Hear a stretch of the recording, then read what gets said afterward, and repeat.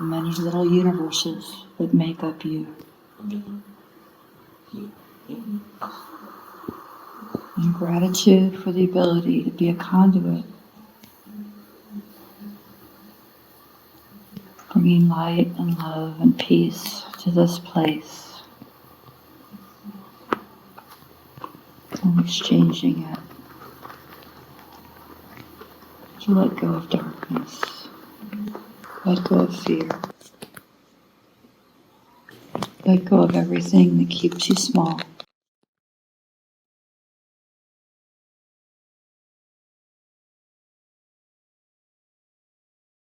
Breathe in and expand into your fullness and your power. Slowly opening your eyes, evading this moment. Everyone here has joined us. All right, we welcome you.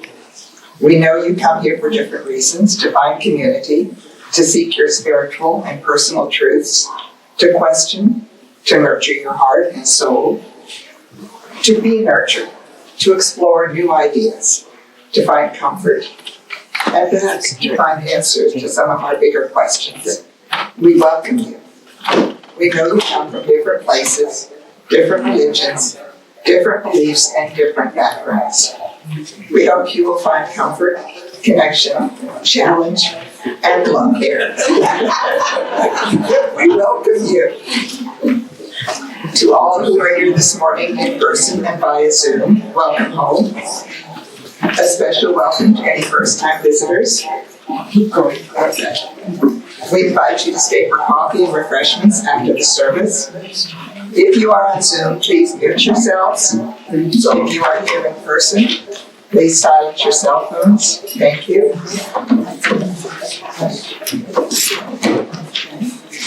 And announcements are in your bulletin. And we're very flexible here. All right, Chalice lighting words. Day breaks on our gratitude for family and friends, for the freedom to find our own truth, and for the company of those who gather here. As we light the chalice, let the light of day bring great grace into our lives. Oh, it's feedback.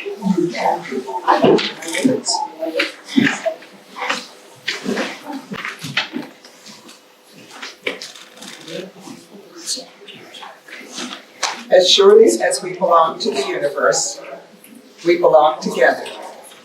We join here to transcend the isolated self, to reconnect, to know ourselves, to be at home, here on earth, under the stars, linked with each other. All right, we're going to have our first song, This Little Light of Mine, number 118 in your songbook. Please stand as you're willing and able.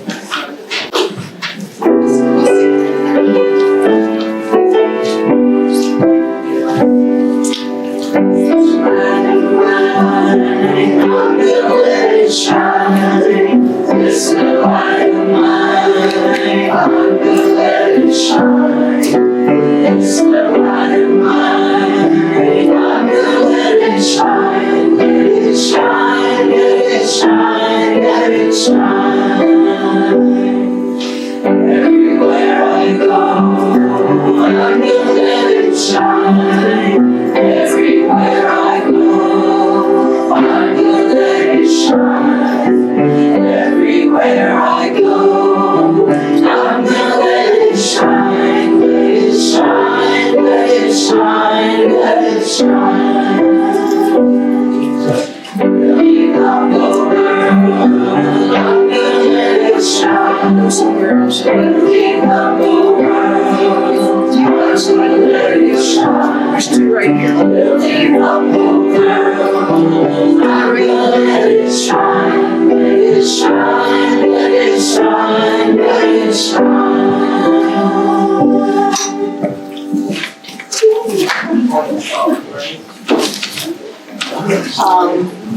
We do have these.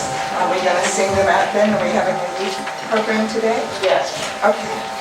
All right, in your bulletin. Go now in peace, go now in peace. May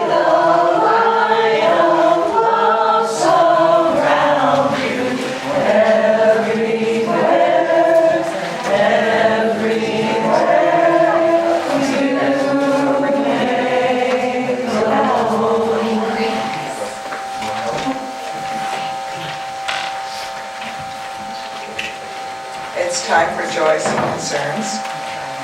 Ours is a welcoming community where we find connection, a spiritual community where we find meaning. Ours is a sharing community where our joys are amplified, a caring community where our sorrows are lessened. We take this moment to reflect on our joys and sorrows and acknowledge the mutual support of our community. If you have a joy or concern, please come up to the microphone so Zoom attendees can hear you, and place a piece of sea glass into the water chalice. If you prefer, I can put the glass into the chalice for you.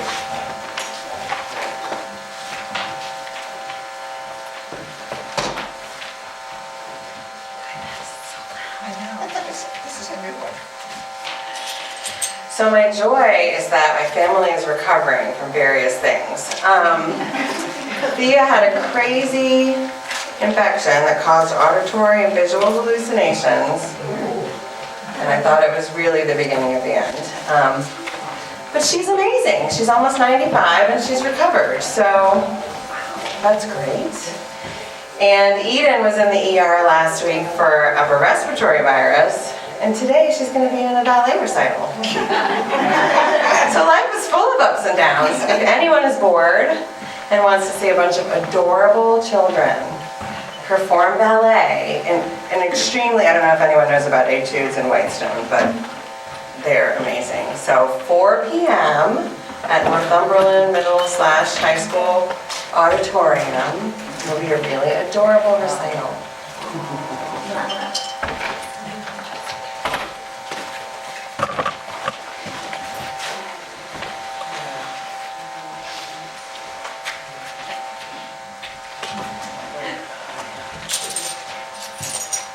My joy this morning is I had a wonderful email exchange with Susan this past week. She is doing well, getting settled, has her driver's license changed and all those kind of paperwork things that you have to do, and is starting the work of getting the auto mechanic and the doctors and the hairdressers and all those things that are associated with the move. She misses us. I told her we certainly missed her and are wishing her well as she continues her progress.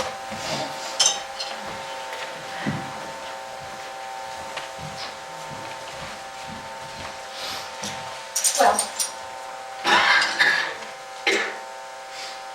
where do I begin? First, I'm doing my best Diana impression.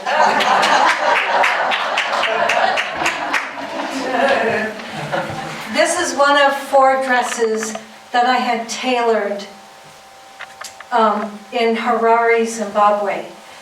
I was there the last 3 weeks. I came back a week ago. It was an exceptional trip. It was so good that next week I'm going for 3 weeks to Rwanda. And while I was away, thank you to all who helped Lois with getting here and there and keeping her moving. So, second, I was the first car in the parking lot today. Because I thought a 9 o'clock meeting was taking place. That was not meditation. But I say this in honor of Don, which is, there was a little turtle in the parking lot. And little turtle is now in the woods. And I think that's all I have to say. But I will be here next Sunday, and then I'm off to Rwanda to train lady farmers who run a soybean factory, and I'm supposed to help them with productivity. It'll be interesting. Thank you.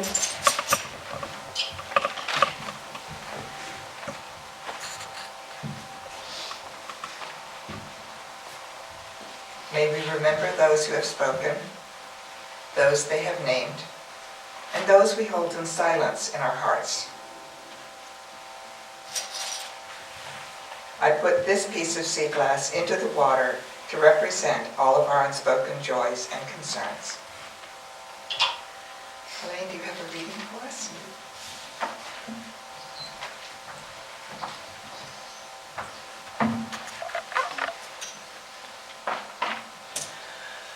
I should have done this in Joys of Concerns. Y'all, we are now a 2 glasses woman.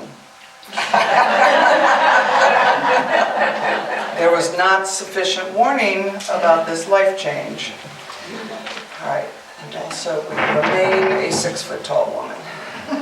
So our reading today is from Rabbi Abraham Joshua Heschel of blessed memory.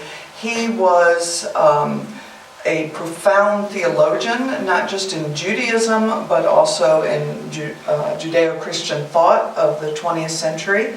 And I studied him quite a bit, probably in the 1990s. And imagine my surprise when I found out 2 weeks ago, all those years of studying him, that he was also a poet. Don't tell my husband, he's sitting right there, but a book of his poetry is on the way to the house. So next time maybe I'll read you some poetry. But this is from a collection of his, a spiritual anthology called I Asked for Wonder. And if you're not familiar with him, it's a lovely introduction to his way of thinking. This particular passage is called Unique. Looking upon myself from the perspective of society, I'm an average person. Facing myself intimately, immediately, I regard myself as unique, as exceedingly precious, not to be exchanged for anything else. No one will live my life for me. No one will think my thoughts for me, or dream my dreams. In the eyes of the world, I am average. But to my heart, I am not average. To my heart, I am of great moment. The challenge I face is how to actualize the quiet eminence of my being.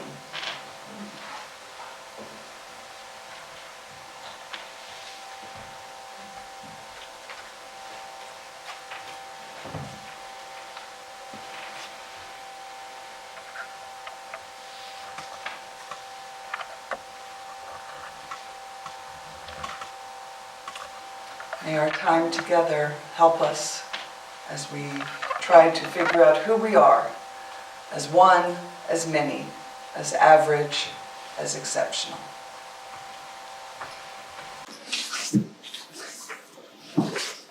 Now comes the fun part. Our speaker today is the Reverend Elaine Cameron Ford. Elaine is a woman of many talents. Not only is she the host of Deaf Club Radio, I have yet to check into that, a talk show on WRIR 97.3 in Richmond, but after spending most of her career in hospice, she now works in the field of organ donation. Elaine is a singer and lyricist for a punk band, I'm curious about that too, and believes that punk rock helped her heal from long COVID. She prefers Star Trek to Star Wars. Cost instead of pizza, yes. And dogs over cats, absolutely. But she says she's flexible on that one too. Sometimes she forgets that she's also an ordained Unitarian Universalist minister and tells us, "Thank you for encouraging me to be that person too." We are delighted that you are that person too. Elaine's topic today is, Where Art Thou, Dear Abby? Etiquette in a Divided World. If we want to move forward, build communities, and find common ground, we must first agree to some shared values of interaction. Is that now impossible? Or is now the best possible time to try? Let's join her as she leads our discussion of the ideas of shared meaning, peaceful interactions, and communication etiquette. Elaine?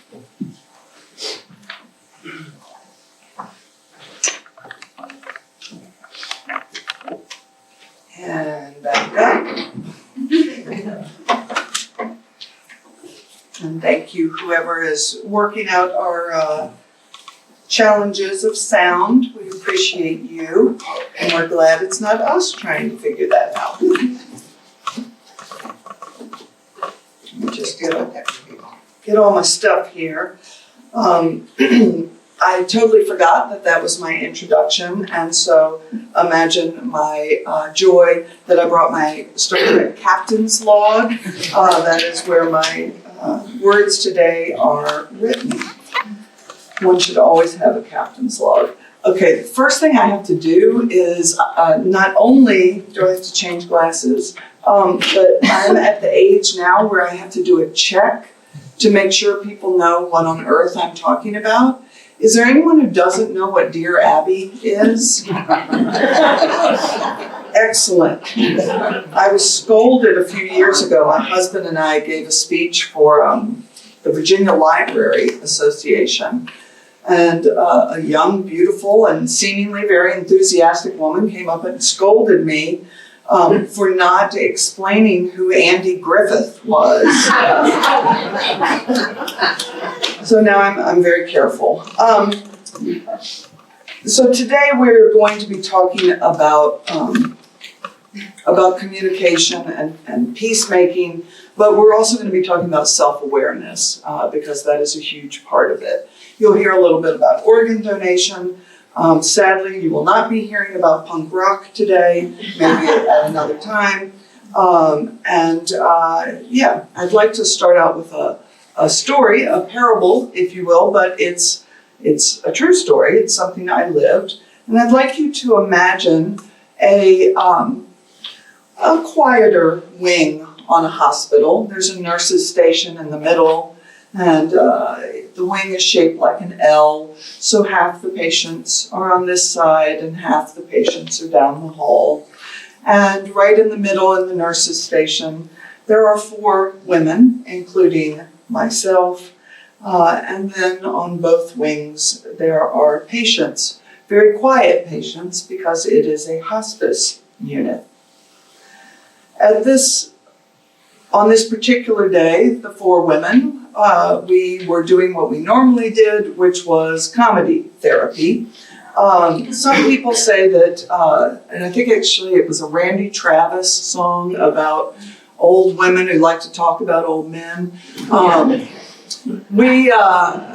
this unit, we just like to talk about anything as long as it was funny. And we would tell stories on our own families and on our other co-workers and on our patients, but they were never bitter stories. They were bittersweet stories because there was plenty to be bitter about on a hospice unit, and we didn't need any more of that.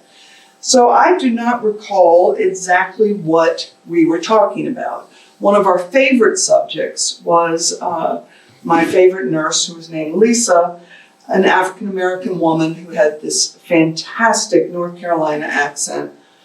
She was about my age, and she watched something that I need the reference for, Petticoat Junction.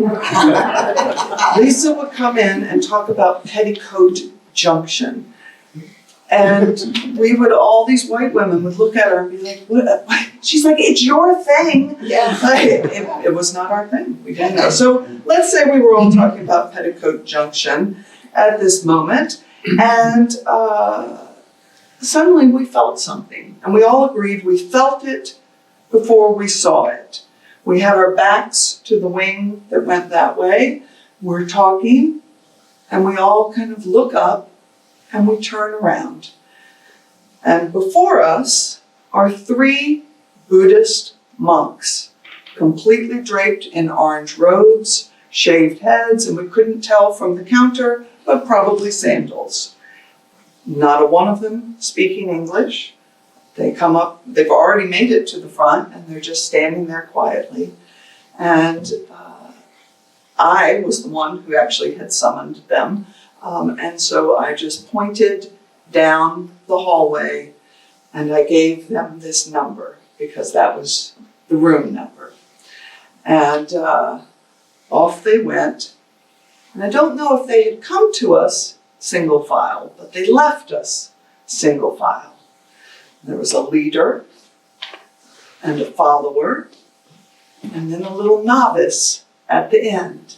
And the little novice, the leaders, follower, novice.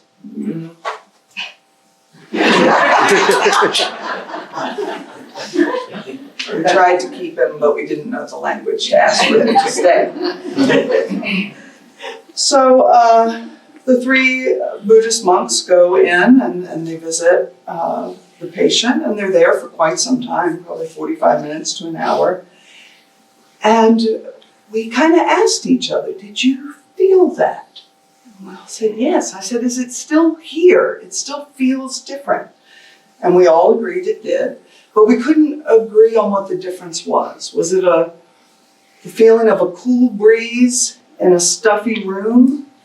Or was it a cool stillness in a hot wind? Whatever it was peaceful.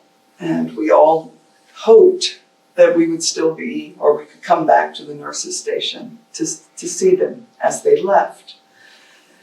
And so when they came back, we were all a little more aware that their walking leader, follower, novice, and there we were, 4 women, all novices.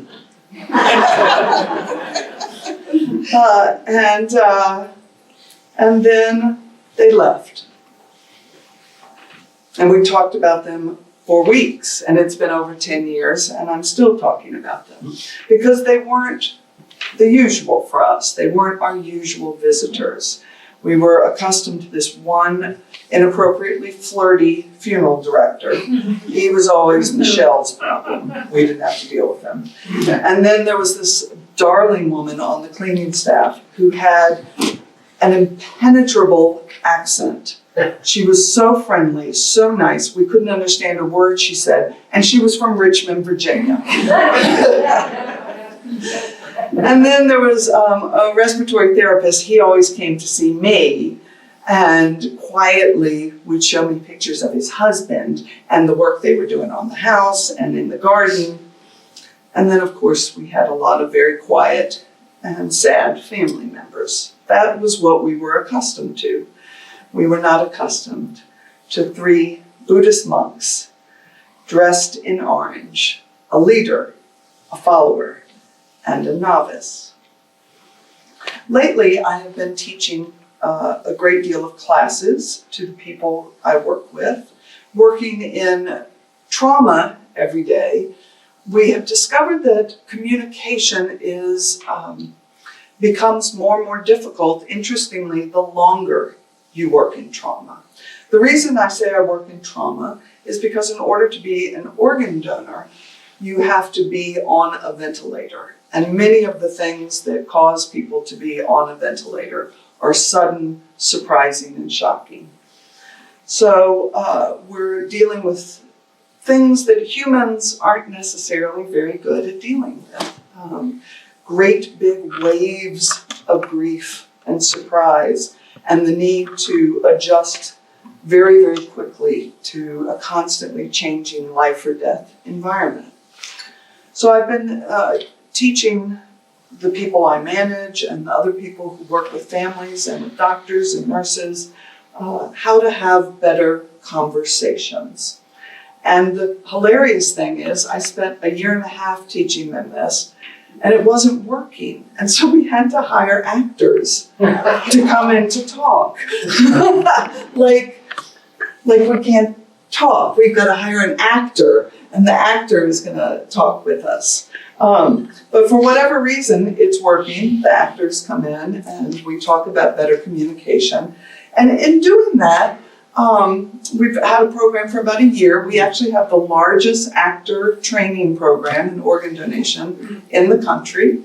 And considering the United States is the greatest, largest country involved in organ donation and does the most in the world, that means we have the biggest in the world. Or at least that's what my quiet self tells me. You have the biggest actor training in the world. And then the rest of the world sees me as an average person, a la Abraham Joshua Heschel. So in teaching these classes, I finally gave in. Does anyone ever get, when somebody tells you, you gotta hear this song, or you gotta see this show, or you gotta read this book, anybody rebel a little and think, what do you know? What do you know? My husband and I have many a time had to finally just give up and see the show and admit that we liked it, or listen to music and admit that was cool. But our first response is, oh, what do you know? You don't know. So I'd heard all these people saying, oh, Brene Brown, you need to read Brene Brown. Well, there are 4 words that make me not want to read Brene Brown. New York Times bestseller.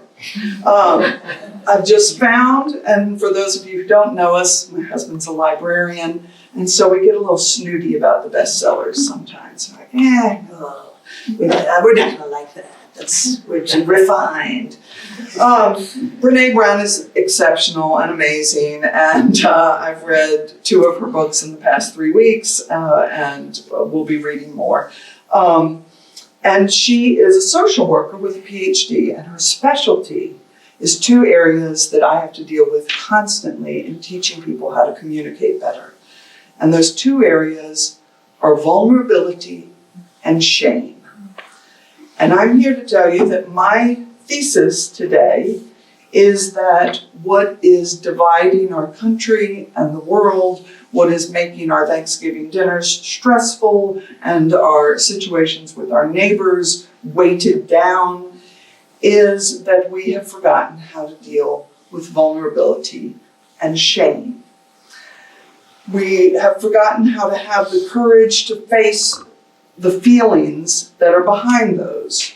Behind vulnerability is fear, and behind shame is anger. Or you can switch it. Vulnerability leads to fear, and shame leads to anger. In that class I've been teaching, and for these purposes, I'm no longer the novice. I'm the grumpy guy in front. The leader. In these classes, as my students tell me how uncomfortable they are with angry loved ones, and I say, what's happened to our donor, their loved one, is awful. Wouldn't you be angry? It's something that causes anger. But what we also need to know is that anger and fear are the blossoms of a dandelion. So fear is when we have all the wispy seedlings, that part of the dandelion. And part of the reason fear is there is because you just blow on fear and it goes everywhere, right? You have all those little seedlings all over the place. And anger is the yellow blossom of the dandelion. One day you have 2 or 3 in the yard, and another day it is a whole field of gold. Anger just kind of sneaks up on you.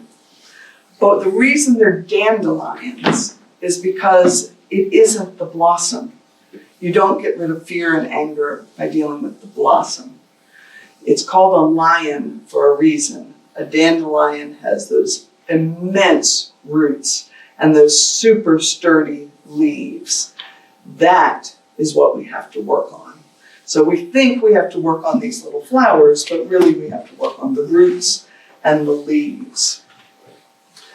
So Brene Brown, in most, at least in the books that I've read thus far and the ones I've perused, she uses this quote again and again from Theodore Roosevelt, from a speech he gave in 1910 called the Man in the Arena speech. And of course, I'll be changing the language to make it more appropriate for all of us. And in that speech, Theodore Roosevelt said, "It is not the critic who counts, not the person who points out how the strong person stumbles or where the doer of deeds could have done them better. The credit belongs to the one of us who is actually in the arena, whose face is marred by dust and sweat and blood, who strives valiantly, who at the best knows in the end the triumph of high achievement, and who at the worst, if that person fails, at least fails while daring greatly." This has become a touchstone for Dr. Brown, And she says that all of us at some time are face down in the arena. Maybe the crowd has gone silent, the way it does at football games or field hockey matches when the players on the field take a knee because someone is hurt. Or maybe people have started booing or jeering. On a cultural level, Brown writes, I think the absence of honest conversation about the hard work that takes us from lying face down in fear in the arena to rising strong has led to dangerous outcomes. The propensity to gold plate what is essentially grit and what Brown, I'm just quoting here, calls a deficit of badassery. Is it possible that in the difficulty in communicating with each other, in connecting, is it possible that the divisiveness is partly a lack of courage on all of our parts? When we feel the most courageous is when that anger has fueled us and we feel self-righteous, but that is not badassery. That is simply covering shame or vulnerability. The person who knew the best, I think, at least publicly, about badassery and what I think Brown means by it, and certainly what I mean about it, was Dear Abby. So, does anyone remember Dear Abby's real name? Something I don't remember the last name. And that's what I thought too, but just like the poetry of Abraham Joshua Heschel, that was the full pen name. Her real name, I got it. get it girl. Jean Phillips. Ah, that's the daughter. Jean Phillips is the daughter, yes. Mama, the OG Abby, is Pauline Friedman Phillips. And Pauline really was twins with Ann Landers, whose name was Esther. And for anyone who has twins in their family like I do, you'll want to know that Esther Ann Landers was born 17 minutes before Abby Pauline. So those who know twins understand what I'm saying there. So when I was a child, well, I'd say a teenager, starting around my teenager years, I would go to visit my grandmother in West Point. My grandmother, who was known as Janie Bell. Here I'm making fun of Southern accents, and I will give you that. And Janie Bell would always have a pile of Dear Abbeys for me. And again, they were not bitter. They were not like, step in line, kid, this is what Dear Abby has to say. They were always really clever and funny and interesting and really took on things that were quite hard. So in this stressful job I have, sometimes I show up early for work when nobody's there so I can kind of get myself together before the day goes completely crazy. And I have a coworker, Dear Abby. I go to work early for my stressful job, and I have a coworker who comes in at 8:20 day after day, yelling into her phone. I've been there an hour trying to get myself together, and she just yells, how rude, Dear Abby. She's so disruptive. What should I do? Dear Abby would answer questions like that. The OG Dear Abby would answer questions like that, and questions like, Dear Abby, our family celebrations are so awkward. My sister and brother and I don't have anything in common now that we're older, and their kids are obnoxious, but we've got to see them at Thanksgiving. What do we do? And Abby would write an answer, and then I'm just checking here. Anybody ever heard the was it a John Prine song about Dear Abby? Yeah. Man, the years are just going by. Where's my third set of glasses? My grandmother would leave me these clippings, and I realized that in so doing, Abby was the leader, my grandmother was the follower, and I was the novice. And she was kind of helping me along, helping me find a way to find a middle ground. What Dear Abby was best at was revealing people's vulnerability without shaming them. So her answer to a letter like mine would be something along the lines of, "Dear early to rise or early to work, how conscientious of you to get to work early. But perhaps your coworker is also preparing for their rough day by talking to a friend who is building them up before they start the day." This is something I started to realize as I heard extensively of these conversations morning after morning. I would suggest, dear reader, that perhaps that would be a good time for you to exercise your legs or to do something that is helpful and inspirational to you. Or maybe, and this is not necessarily Dear Abby, or maybe think as to why this is so threatening to you. Abby always found a way to make us think, where is our vulnerability? Where is our fear? What are we hiding from that isn't in the story? I think that the greatest vulnerability that we have, and again, each of us is very, very different. But the greatest vulnerability we have as the population grows and our connections to each other seems to grow through the internet and social media, but it's a very two-dimensional kind of connection.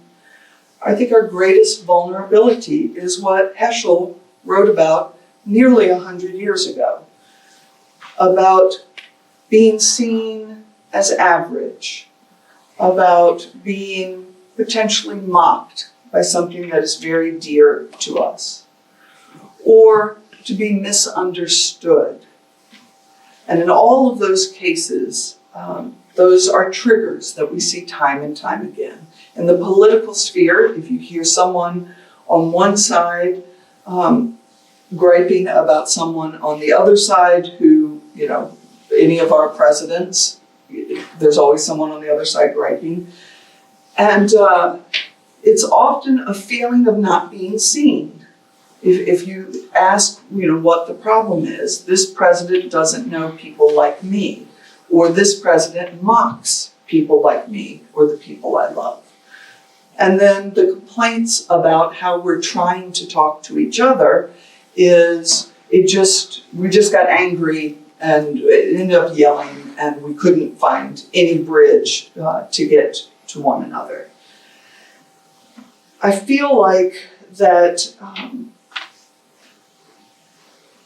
in order for us to connect, it's very helpful to reframe things and maybe show an even wider gulf. And let me explain that.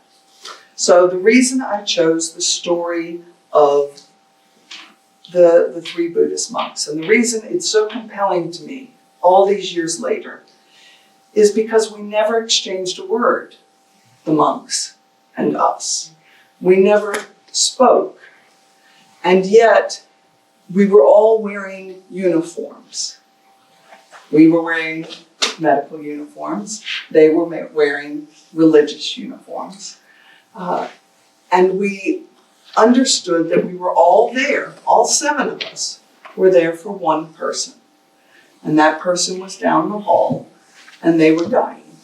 And we didn't look alike, and we couldn't communicate to each other. But we too had a leader, a follower, a novice, and a crazy woman watching Petticoat Junction. Lisa was definitely the leader, by the way. And because we narrowed it down not to our 7 different personalities, or our 7 different roles, or our 7 different fears and vulnerabilities, and instead made it about one person whom we did not want to feel shamed, and we did not want them to feel scared or angry. In just a moment, we understood something bigger than ourselves. As we build communities, you already know this, I checked your website, it's on there. We must come into conversation with people who are different than we are. We must find ways to talk to people we don't agree with.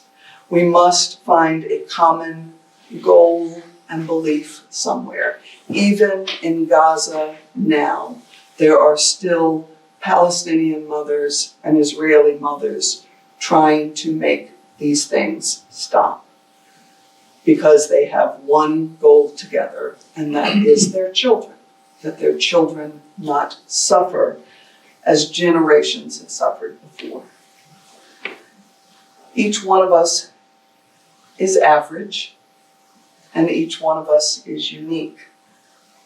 And how will we work past our own vulnerability, past our own anger and shame, to see that in someone else? I'd like to close by sharing that yesterday I spent 3 hours studying 4 verses from Numbers, the book of Numbers, that aren't even interesting. They're not even interesting. They're not. It's basically God telling Moses, hey, get your people to step in line. I'm trying, tell them what to do. God, leader, Moses, follower. The Israelites, can I melt this down and make it into something? Spent 3 hours doing that, but the catch is that I was reading it from the Hebrew, and I'm learning how to chant Hebrew. I'm not sure if you're familiar with that, but in conservative Judaism in America, you chant from the Torah in Hebrew at every service. And by chant, I mean you're not just reading. There are these little marks that I have been ignoring for the 30 years I've known Hebrew, hence the glasses, and they tell you what to sing.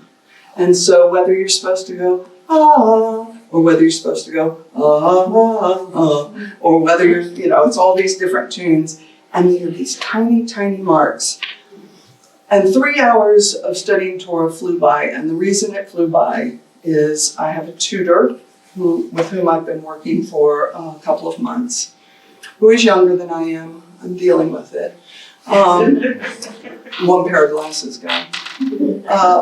I worked with the Rabbi Emeritus, who is a distinguished 70-something. That's a person I can learn from. And I had to get humble because there was a 13-year-old girl who had her bat mitzvah yesterday, and she got up and spoke on it. And so I listened to all of those people, and I listened to what was in myself, and I was thinking about all of you here, as you have in the over the decade that I've been with you, you have really tried to grow and to be responsible to yourself and to others, to connect with other people. And I realized that my message to you today isn't one of the leader. It's the one of the novice. And that is, keep enjoying the view. Don't give up. Keep looking around. There are more people in these seats, and now there are people out somewhere in the ether also watching than I've ever seen in 12 years. You're doing something right about building a better place, starting right here. And I'm so glad for you all that you have each other. Thank you.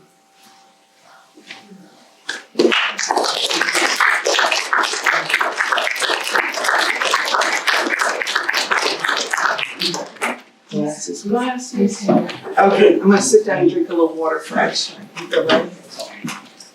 Don't worry about it.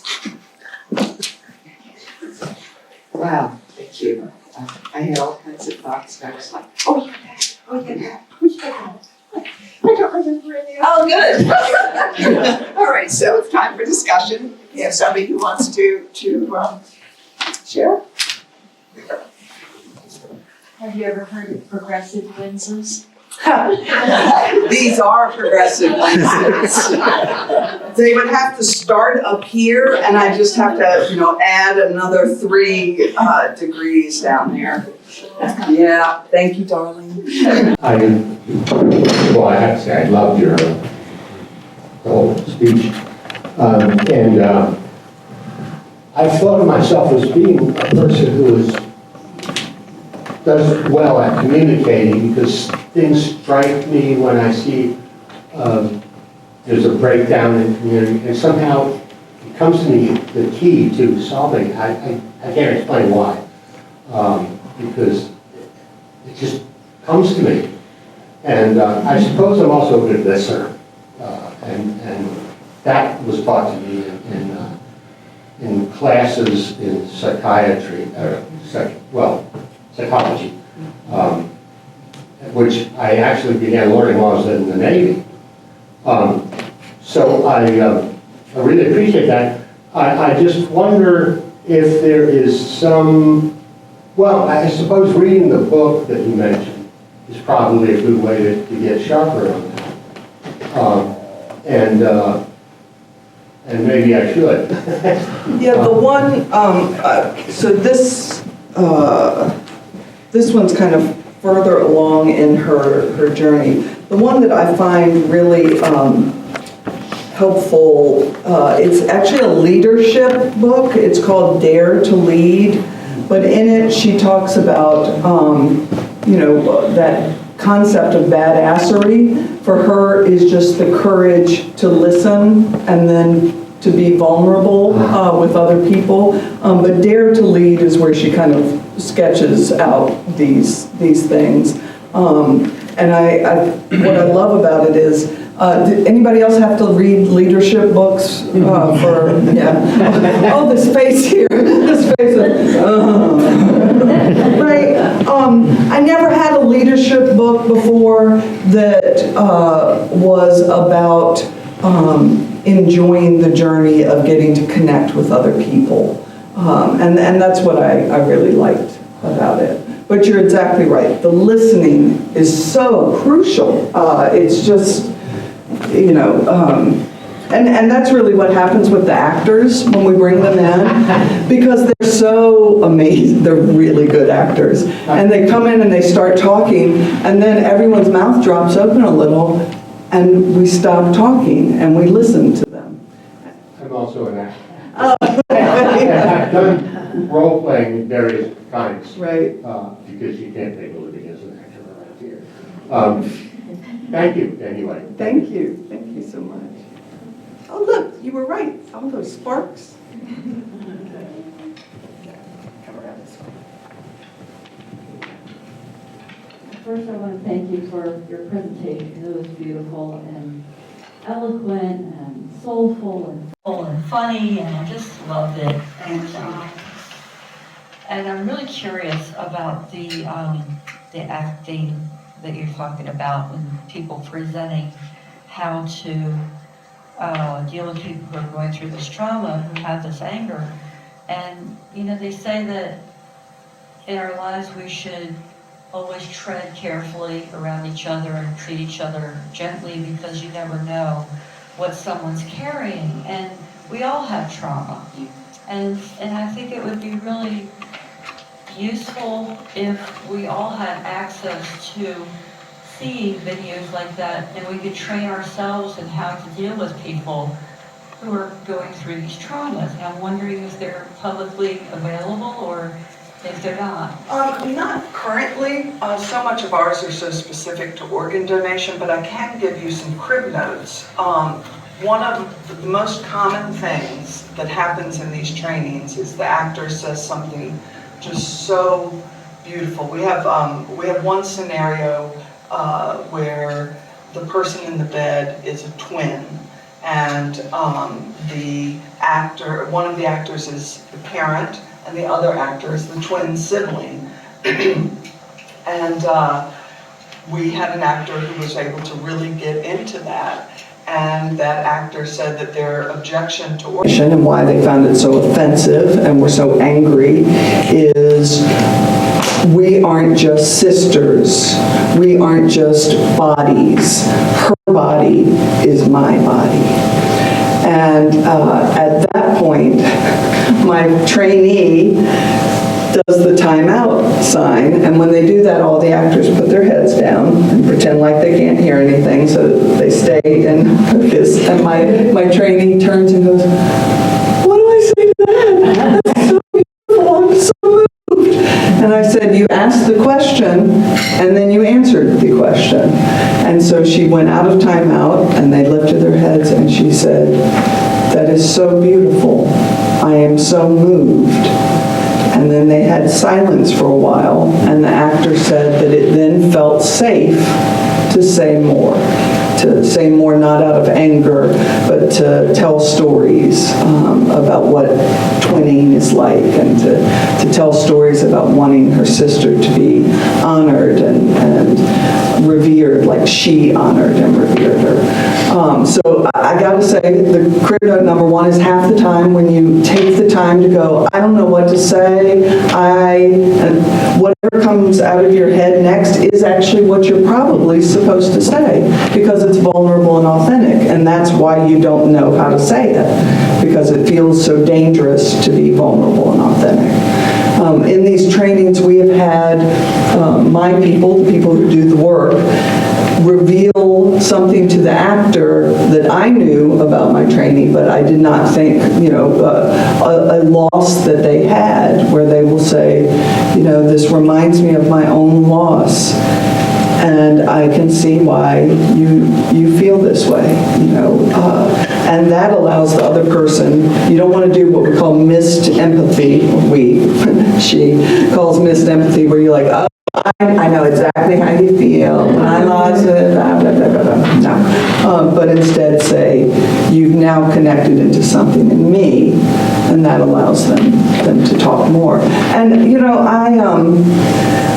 I think it's precisely, and Don talks about listening, I think it's precisely because I've worked with death and dying my entire career that the conversations in general that I have with people with whom I disagree go better, because I'm used to people divulging to me very personal things. And so even if what they're divulging to me is, I cannot stand your political point of view, how can you be this love everybody, you don't know, you're just naive. I can kind of take that because dying people say terrible things to me. And I just let it go. And guess what? We're all dying people. So I think that's really helped in the conversations I've had. And then I find out, when I ask people, because we have gay kids, and so that's one of the things we care very deeply about. When I talk to someone who says that they're very much against that, when I ask them why, and if they're a person who's not completely overcome by their mental health challenges, all of that, when I share, well, when you say that, it makes me think of my own children. And I don't know if you have children, but they just are born who they are. You do your best, but they are going to be who they are. And usually, that's way better than your best. And in the case of my kids, they turned out better than the best I had to offer them. And it's just conversations like that I think really start to build things. And I do, the first version of this talk, I thought back to a time that wasn't perfect, but Unitarian Universalism in the 80s, and when we had all these people who totally disagreed with each other, and then would just come week after week, month after month, serve on committees together, pool all their money to do all these things. I'm like, how did we do that? And I think it's because the food wasn't as good. I do. I think it has something to do with foodies. I haven't quite figured all that out yet. I'll get back to you on another time on that. But, you didn't have to worry about everybody's food allergies because the food was pretty crappy. Nobody really wanted to eat it. So we became friends. that is oversimplifying it, and it isn't oversimplifying it. But obviously, these are things that I think about a lot, and I worry about the future of Unitarian Universalism, because I don't know if anyone told you, but it's a religion. And have you been told this? Okay. And religion's not doing well in America. And so I'm like, wow, I hope nobody finds out that UUs are religious, because then something bad might happen to them.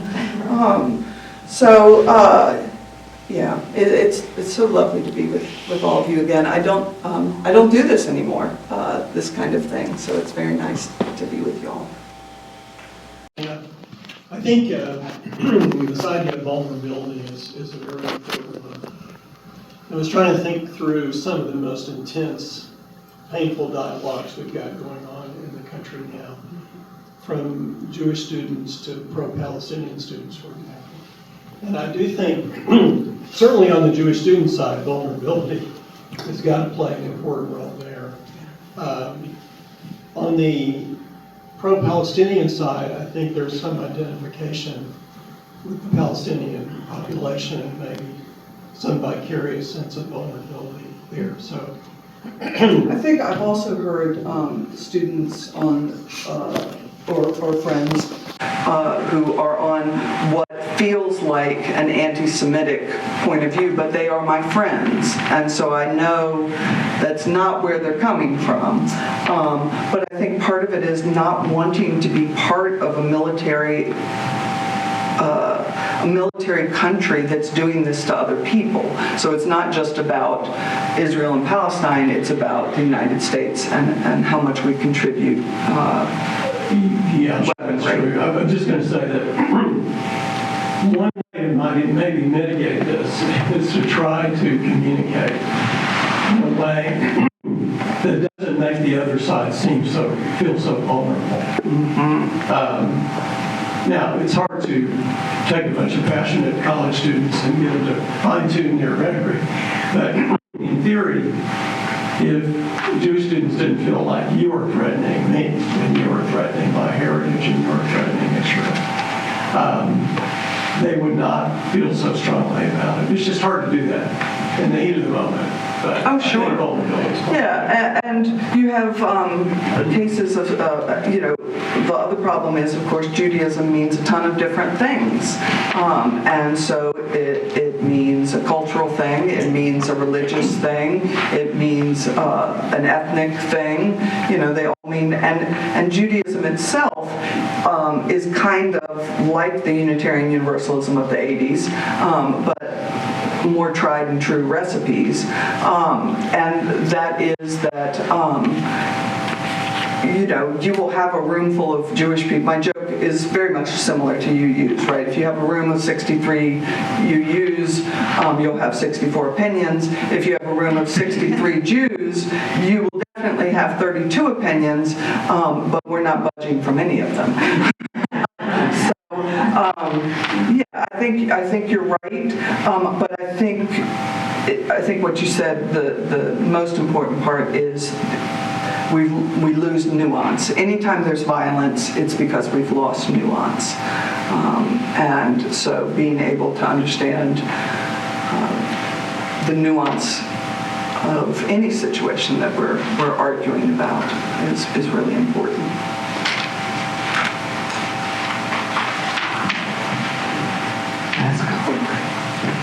I was just going to say that Brene Brown has done some TED Talks, two of them, that were done very early in her career. They're available, they're hilariously funny, and very informative. I would encourage anyone to start there.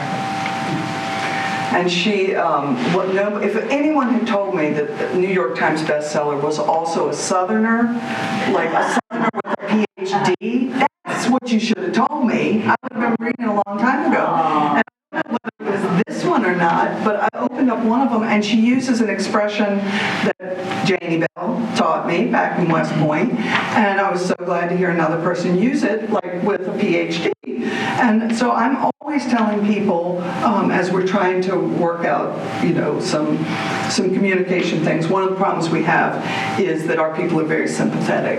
And so they kind of forget that there's a recipient back here dying. And so they hear this story by this twin who doesn't want to donate, and they're so moved that they forget that their job is to save the people on the waiting list, if at all possible. And so I put that in a very clinical, after years of education and experience, which is that you got to dance with the one that done brung you. And Brene Brown uses that too. We good? Yeah, good. Thank you. Thank you so much. This was the part I was looking the most forward to. So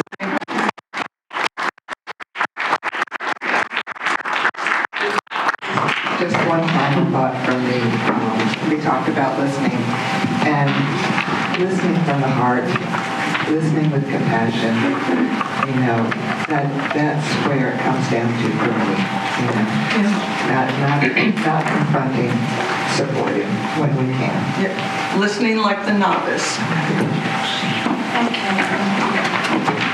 All right, we have another song, number 188 of your songbook. Come, come, whoever you are. Please stand as you're willing and able. Let's do it 3 times. It's super short.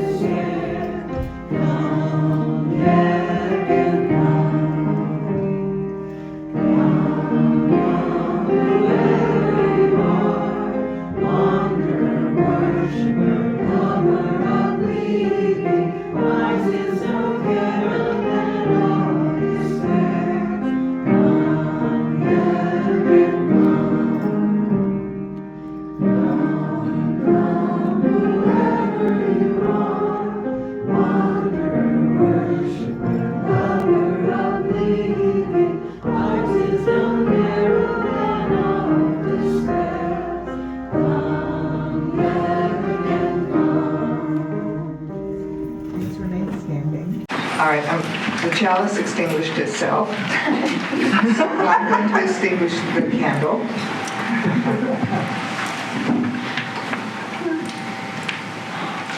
We extinguish the chalice here that it might glow gently in our hearts. May it light your path as you leave this place. And may it guide your way until we are together again.